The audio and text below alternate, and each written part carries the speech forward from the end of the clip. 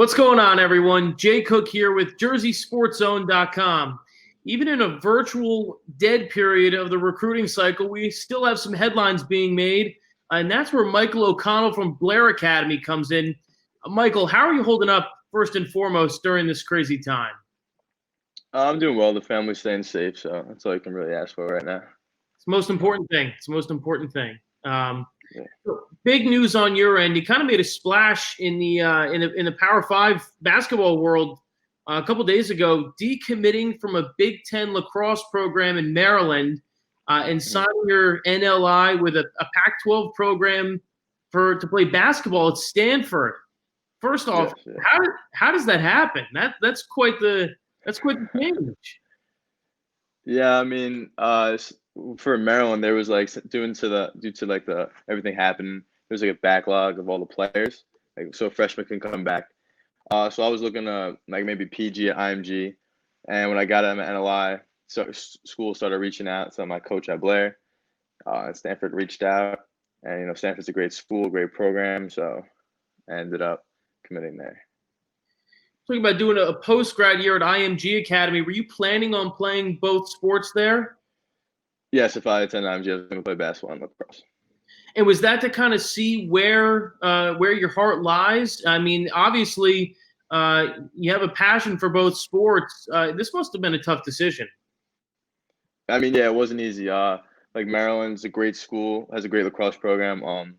My coach there, Coach Tillman, he's a great man, great coach. And he was really supportive for me chasing my dreams to play basketball.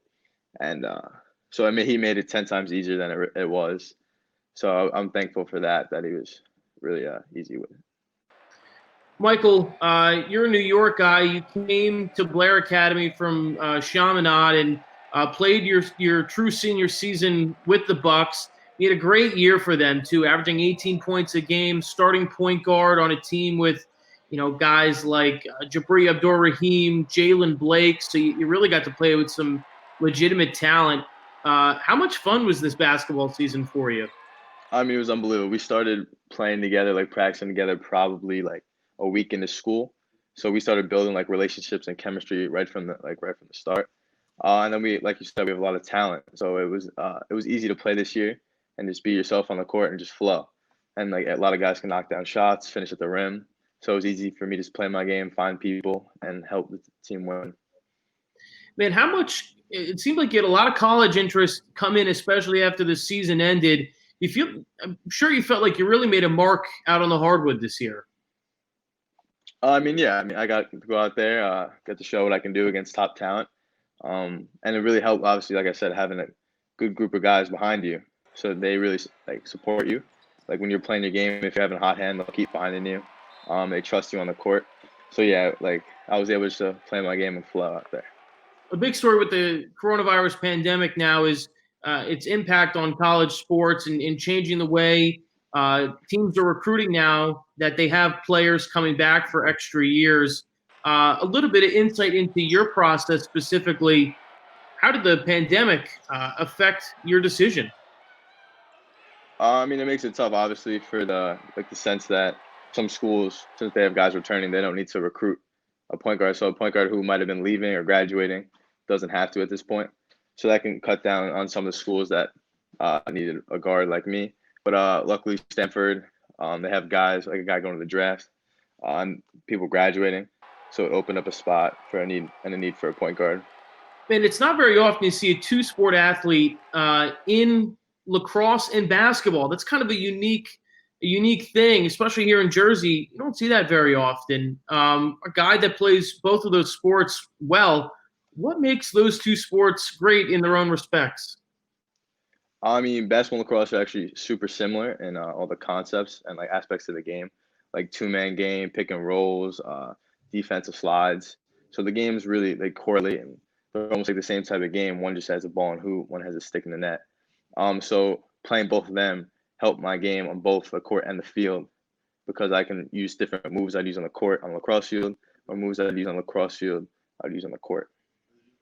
Michael, especially after this season, we had touched on it before. You had a lot of interest come in, but Stanford offers you the beginning of May, and that must have been quite an experience to see that letter in your mailbox. What went through your mind when that came in?